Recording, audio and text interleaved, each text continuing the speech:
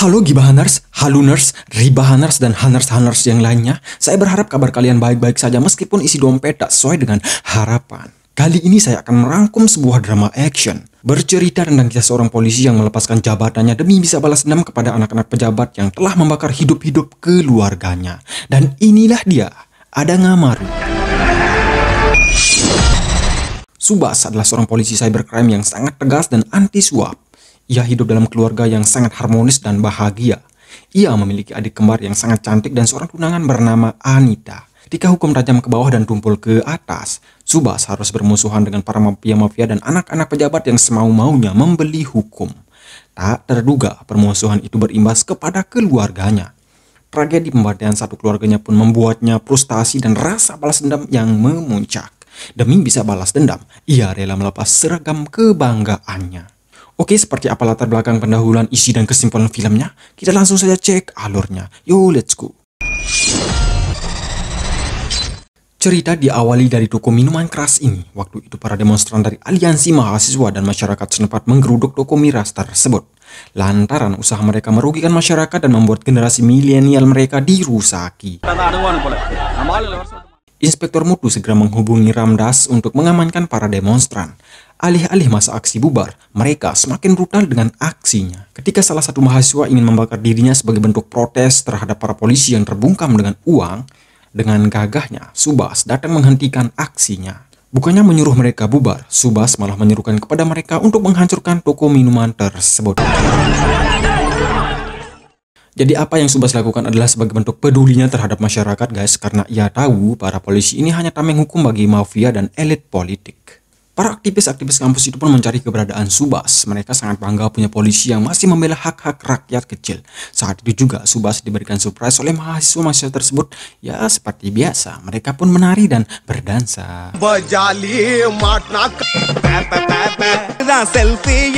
Next, terlihat keluarga mereka sangat bahagia dan harmonis. Subas juga terlihat sangat akur dengan adik kembarnya, Anusa dan Vinusa. Ketika mereka makan malam bersama, Subas disindir oleh kakaknya tentang statusnya yang masih lajang. Sepulang piket, Subas langsung menemui Anita tunangan di rumahnya. Lama menunggu, Subas kemudian disuruh mencarinya di kamarnya. Tak ingin menyia-nyiakan kesempatan dalam kesempitan. Mereka pun sempat intinya enak. Di adegan ini juga, Subas akhirnya melamar Anita. Kita lihat adegan romantiknya, guys. Kalian paling lemah.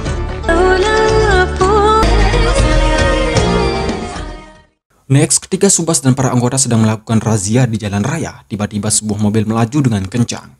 Ketika mobil tersebut memutar arah, Subas langsung berlari menghadangnya dengan sebuah rambu-rambu di sana.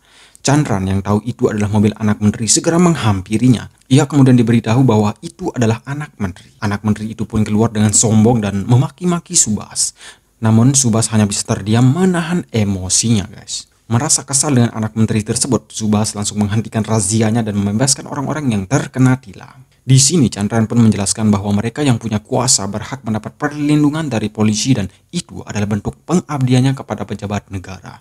Namun ya enggak kayak gitu juga sih cuy ya, kalau sama-sama gitu mah ya sikat aja. Mereka kan digaji oleh kita gitu kan, mereka kan digaji oleh rakyat saat. Malahan Subas disuruh meminta maaf kepada anak pejabat tersebut, guys. Merasa resah dengan perlakuan anak menteri itu, Subas langsung melacak keberadaannya. Subas yang memiliki skill dalam hack-menghack lewat ponselnya, ia meretas CCTV-nya agar tidak ada orang yang melihatnya nanti. Ketika anak menteri tersebut keluar, Subas langsung menghabisi dan menghantamnya.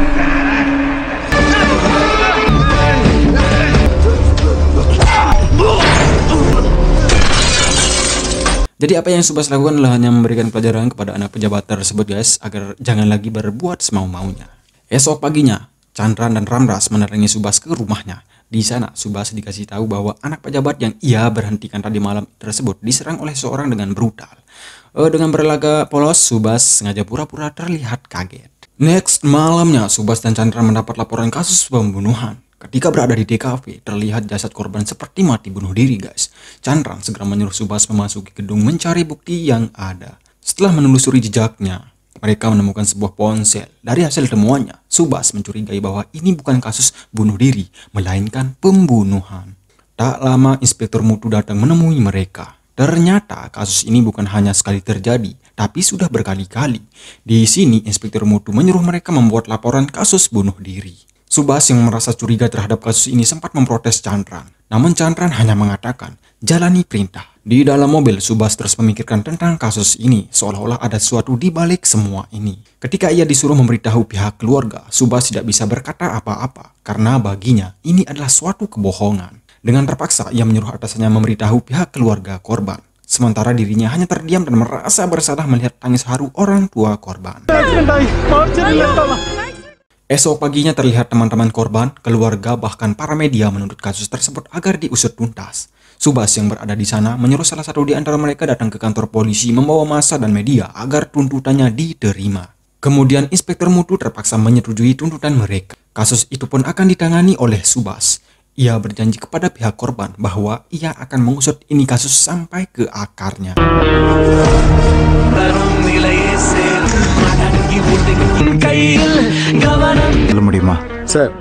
Setelah berjibaku mencari dan menyelidiki bukti-bukti atas kasus tersebut, tiba-tiba ia dipanggil oleh Inspektur Mutu. Kasus yang ia pegang saat ini akan ditangani oleh anggota yang lain, dan ia diberikan tugas yang lain. Sempat protes terhadap pernyataan Inspektur Mutu, tapi apa daya, ia ditolak mentah-mentah. Dengan penuh kesal dan kecewa, Subas terpaksa harus menerimanya. Ketika ia akan menyelidiki kasus lainnya, tiba-tiba ia mendapatkan sebuah telepon dari salah satu informannya mengenai kasus sebelumnya. Di sana, ia diberikan sebuah nomor handphone seseorang terkait kasus pembunuhan itu. Saat ia menelpon nomor tersebut, Subas disuruh datang ke sebuah lapangan golf. Ia pun langsung menancap gas mobilnya.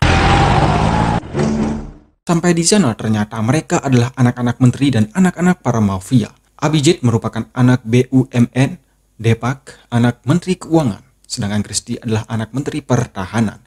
Mereka merupakan anak menteri yang hobi foya-foya dan pemakai narkobeng. Di sini akhirnya Subas pun tahu kenapa kasus sebelumnya dipindahkan ke orang lain.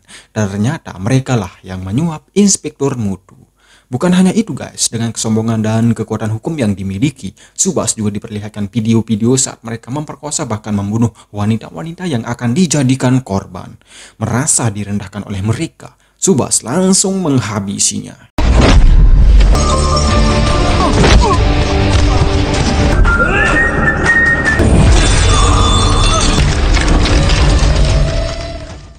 Setelah itu mereka kemudian dibawa ke kantor polisi untuk ditahan. Tak berselang lama, Inspektur Mutu datang dengan marah-marah karena telah menahan anak menteri tersebut. Saat itu juga, Komisaris Sarangan datang menemuinya menanyakan apa dasar penangkapannya dan bukti videonya. Subas kemudian mengeluarkan handphone milik anak menteri tersebut. Ketika Subas masukkan PIN yang diberikan oleh pemiliknya, tiba-tiba handphone itu otomatis rebooting sendiri alias file-file yang ada di handphone tersebut terhapus otomatis. Subas pun sangat panik karena bukti video itu tiba-tiba terhapus. Komisaris Sarangan kemudian segera mengambil handphone tersebut dan menyalahkannya. Terlihat para mafia dan menteri berdatangan ke kantor polisi menyebut anaknya. Dengan sombong, menteri-menteri itu menyalahkan mereka karena telah menangkap putranya. Atas kejadian itu, Subas ditangguhkan sementara oleh atasannya. Ia hanya bisa terdiam menahan emosinya kepada anak-anak menteri tersebut guys. Next, Ramdas kemudian mengantarkannya pulang. Ketika Subas membuka pintu rumahnya, ia sudah mendapati rumahnya penuh dengan asap. Ternyata ayah, ibu, dan salah satu adik kembarnya sudah gosong alias sudah terbakar jadi abu. Subas pun teriak histeris hingga pingsan.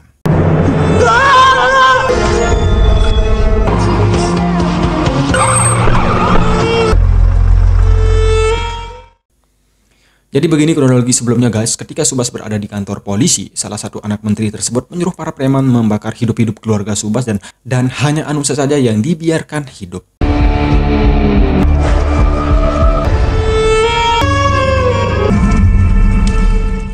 Setiap harinya ia terus berlarut-larut dalam kesedihan.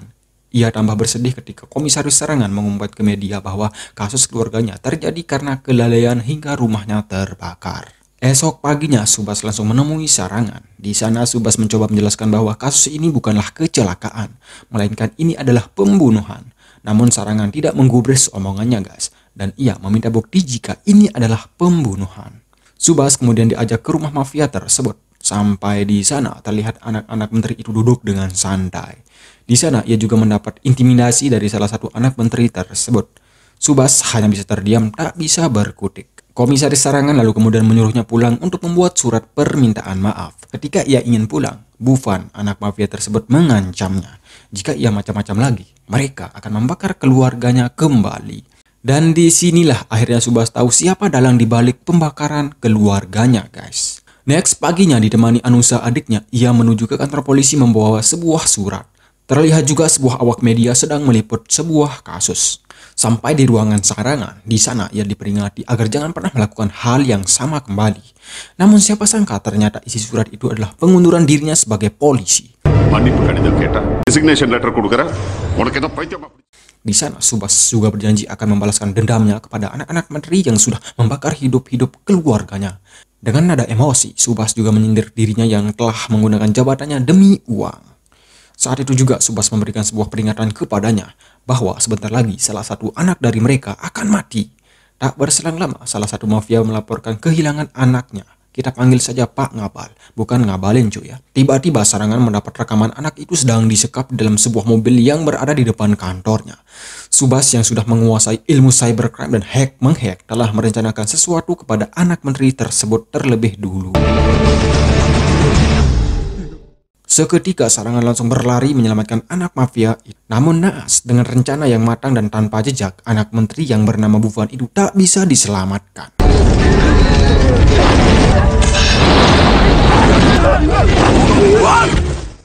Dengan santai, Subas hanya melihatnya kemudian pulang.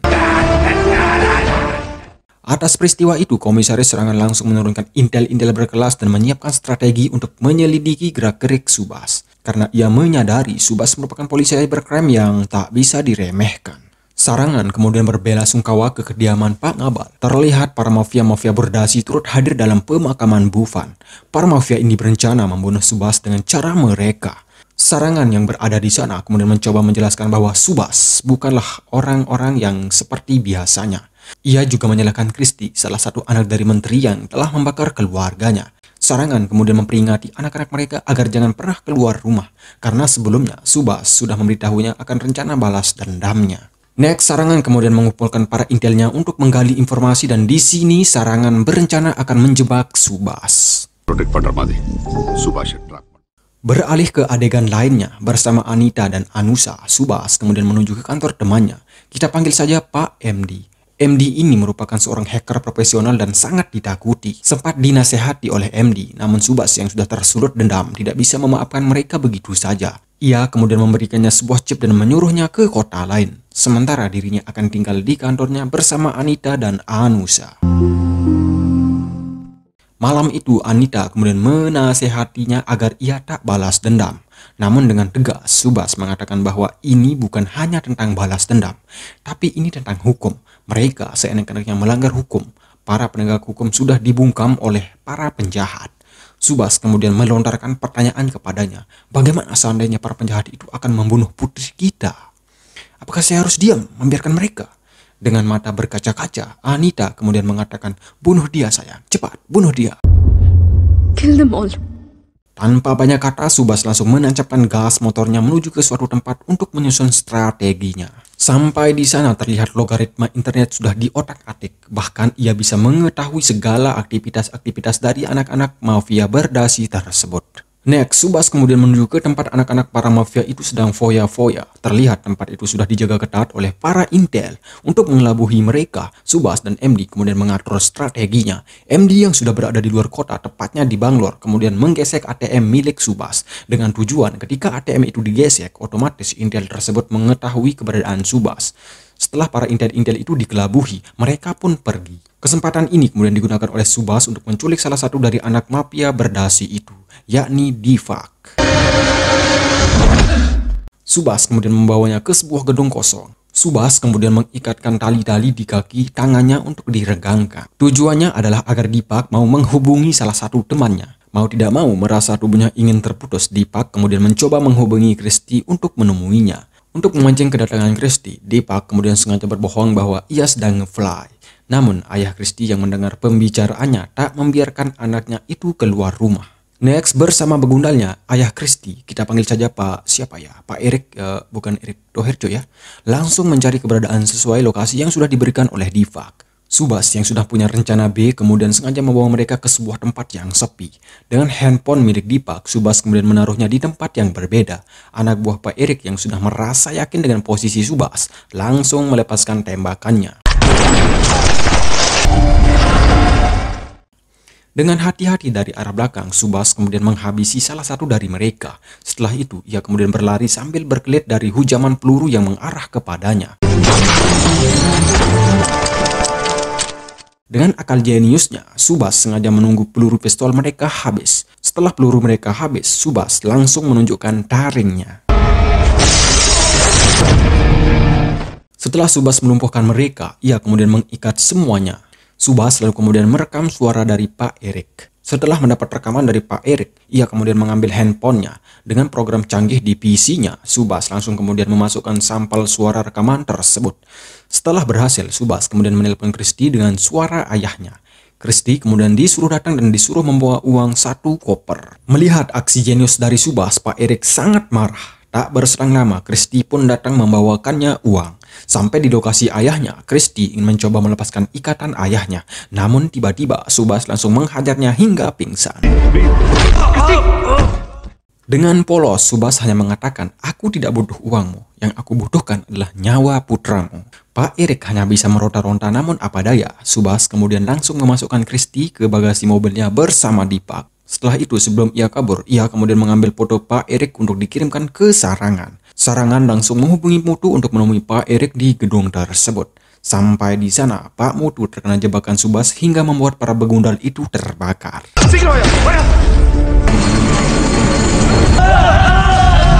Malam itu juga, Subas menuju ke bandara untuk mengatur rencana berikutnya. Pagi itu juga, Inspektur Mutu diperintahkan oleh Sarangan menunggu kedatangan Subas di bandara untuk ditangkap secara paksa. Ketika Mutu melihat Subas keluar, ia langsung menghampiri dan menodongkan pistol agar ia segera masuk ke dalam mobil. Tapi Subas yang punya akal jenius, setelah melewati CCTV-nya, Subas kemudian sengaja membuang tasnya dan langsung memegang tangan Mutu kemudian melepaskan sebuah tembakan.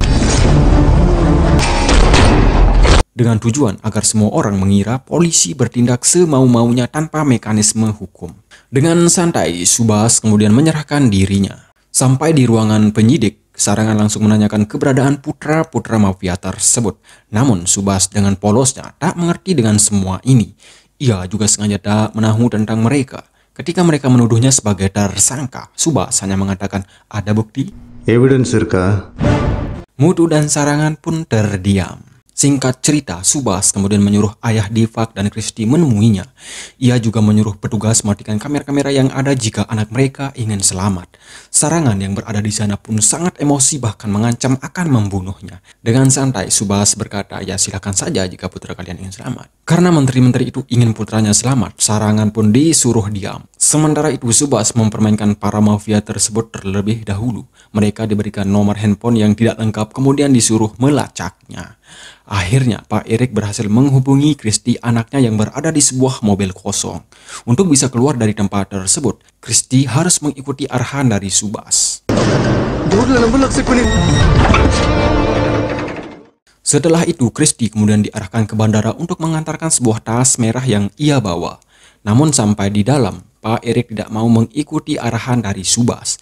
Ia menyuruh anaknya untuk tetap diam dan menunggu jemputannya. Dengan sombongnya, Pak Erik tak akan pernah sudi mengikuti perintah Subas. Namun tiba-tiba, sesuatu berbunyi di dalam tas tersebut. Ketika Kristi membuka tas itu, ternyata ada sebuah pistol dan sejumlah uang. Para tentara yang mendengar bunyi seperti bom itu pun langsung menodongkan senjata ke arah Kristi. Karena pistol yang dipegang oleh Kristi itu sudah disetel otomatis menembak. Kristi pun langsung ditembak mati oleh tentara-tentara tersebut karena diduga penjahat. Pak Erik yang melihat anaknya sudah tewas di TV pun langsung pingsan. Balas dendam yang sangat jenius. Wow. Next, ketika hari persidangan pertama, para polisi pun disalahkan oleh hakim karena telah menangkap Subas sebagai pelaku tanpa bukti dan saksi. Mereka kemudian disuruh menahan Subas 1 hari saja. Setelah persidangan selesai, tiba-tiba sebuah program game masuk ke handphone mereka, di mana di dalam game tersebut terlihat video Dipak terkurung di sebuah tabung beracun. Para cybercrime segera memanggil hacker untuk meretas game tersebut. Game itu juga secara otomatis terinstal di semua handphone orang di sekitar wilayah itu. Setelah game itu terinstal, terlihat video pengakuan Deepak yang telah memperkosa dan membunuh gadis-gadis di sana. Setelah itu kemudian muncul suara Subas dan beginilah suaranya. Jika kalian peduli dengan gadis-gadis kalian, silahkan main game ini dengan cara menembak orang yang berada di dalam tabung itu.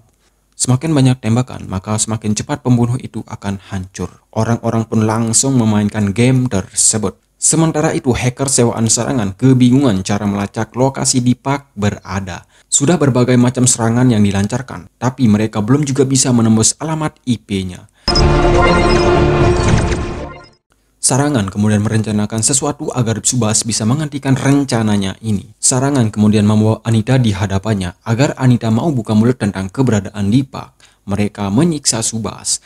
Tapi ini hanyalah rencana Subas dan Anita sebelumnya guys, ya mereka hanya pura-pura.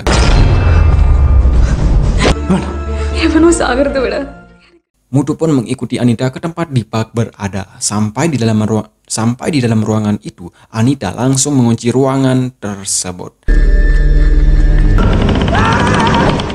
Sementara itu, orang-orang terus memainkan gamenya. Next, Chandran mencoba membujuk Subas dengan halus agar ia tak melakukan hal ini. Namun Subas tak mendengar perkataannya. Bahkan ia menyindir keras Sarangan dan anggotanya yang telah membela para pemerkosa dan pembunuh hanya demi uang. Subas sengaja mengancam putrinya. Sarangan kemudian diberi waktu 10 menit jika putrinya ingin selamat. Sarangan yang ketakutan pun langsung pulang menemui anaknya. Ternyata anaknya sedang memainkan game tersebut. Jadi apa yang Subas lakukan adalah agar ia tersadar guys ya. Sampai di sana Sarangan dimarahi oleh anaknya. Setelah hacker itu menemukan lokasi keberadaan Deepak, para polisi pun dikerahkan ke tempat itu untuk menyelamatkan Deepak. Namun sayang MD yang sebagai kendali game tersebut langsung menekan tombol enter dan membuat gas kimia itu meledak. Gamenya berakhir, Deepak pun tewas.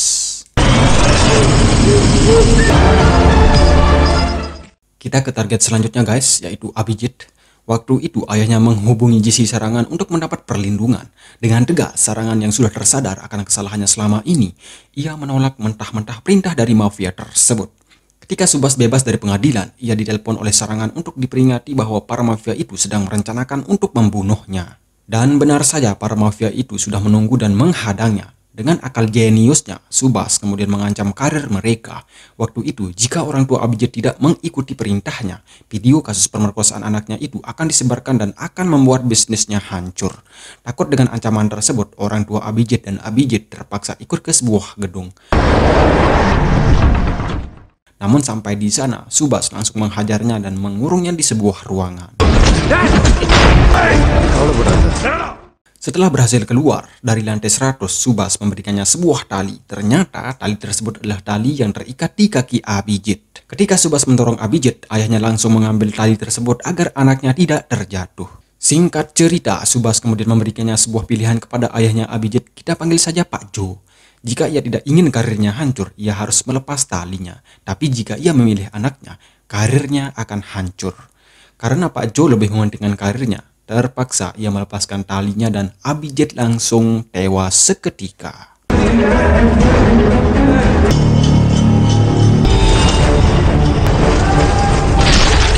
Tamat ending yang mensubasakan. Ada satu pesan berharga dari film ini ngap. Ini untuk para penegak hukum ya. Silahkan kalian bekerja dengan jujur. Jangan jadikan kantor sucimu sebagai tempat usaha. Belalah mana yang patut untuk dibela dan hukumlah mana yang patut dihukum. Terima kasih dan salam bahagia.